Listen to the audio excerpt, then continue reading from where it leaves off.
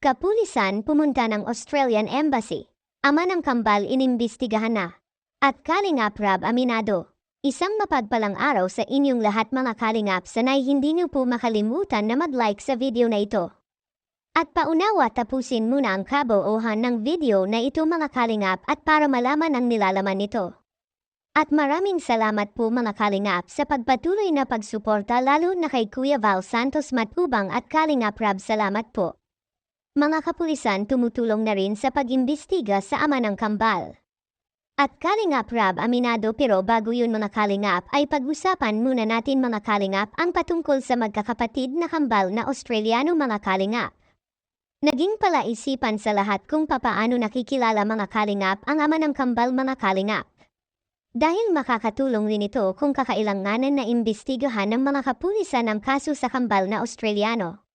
Dahil sa awa ni Kalingap Rab sa magkakapatid na Australiano na makilala sana nila ang kanilang tunay na ama, ay nagpatulong na si Kalingap Rab sa isang sikat na newscaster sa ating bansa mga Kalingap, walang iba kundi ang Jessica Soho. Malaking bagay na may sa publiko ang storya ng buhay nila ni Edwin at Edward, lalo pa na hindi pa nila nakikita ang kanilang ama. Baka sakaling makikita rin ang tunay nilang ama ang ipalalabas ng kapuso mo Jessica Soho. Dito rin nakatulong rin dati ang KMJS mga Kalingap sa tinutulungan nila Kalingap Rab dati na napadpad sa diet galing Manila, na uwi ito sa kanila nang dahil na rin sa KMJS. Ngayon na interview na si Kalingap Rab sa KMJS mga Kalingap, malaki ang chance na mas makakarating ang impormasyon at mas malaki ang chance na makikita ng tunay na ama sa kambal na Australiano ang kanilang video mga Kalingap. Marahil isa na rin dito ang mas pinakamalaking chance ang makita at ma-interview rin sana mga Kalingap ang tunay na ina sa kambal, dahil siguradong may maibibigay iyon ng isang impormasyon patungkol sa kanilang tunay na ama.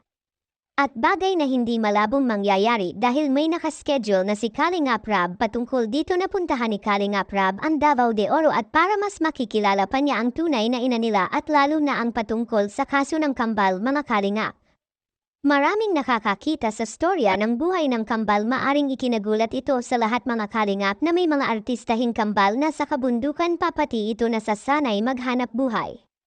Talagang bihira lang sa atin na mga foreigner ay nagtatrabaho sa bundok mga Kalingap, dahil kadalasan sa atin ay ang mga dayuhan dito ay namamasyal lang dito sa ating bansa. At sa kabilang dako naman mga Kalingap, kapulisan tumutulong na rin mag-imbestiga. May mga nagsasabi na itanong sa embassy ng Australia ang pangalan ng ama ng kambal mga Kalingap, at para matitiyak na kung umuwi nga ba ito sa Australia. Dahil may napag-alaman po tayo na sa Australia lang anya tumira ang tunay nilang ama, ngunit hindi talaga ito isang Australian at isa pala itong British national.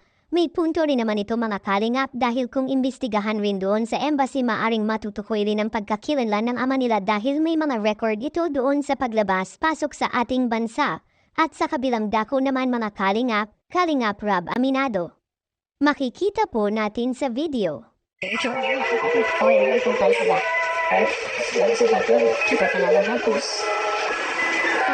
Gumagawa sila ng yung trabaho sa tungkil sa mundo. Talo pa nga ba sila? Sila pa naman nagtatanong. Sana pa ka ba ipira? Wala sila pa sa kagawa. Ikaw sigaw din. Marunong sila sa mga gawain kundo. Kaya pula talaga sa ano kuwapo. Gusto talaga ng KMJS na matulungan ng kambal at gusto rin nila itong ma-interview ng personal, at para na rin makatulong rin sila sa problema ngayon ni Edwin at Edward. Dahil sila nga ang sinadya ng team ng KMJS, kaya na-interview ngayon si Kalingap Rab. Anong masasabi niyo po tungkol dito? Please comment and God bless you all.